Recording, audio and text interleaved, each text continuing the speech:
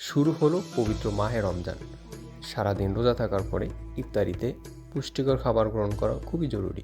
খেজুর তার ভিতরে খুবই গুরুত্বপূর্ণ একটি উপাদান। হজরত মুহাম্মদ সাল্লাল্লাহু আলাইহি সাল্লাম খেজুর দিয়ে ইফতার শুরু করতেন। তাছাড়া হাদিসেও খেজুর দিয়ে ইফতার করার কথা বলা আছে।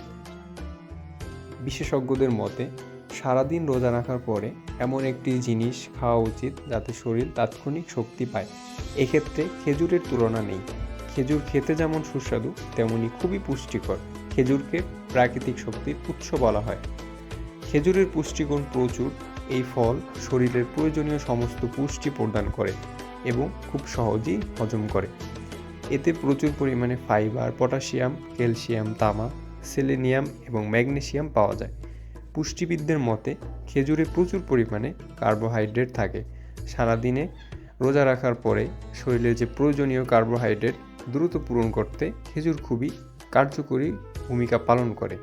তাই খেজুর ইফতার আইটেমে খুবই গুরুত্বপূর্ণ একটি ফল।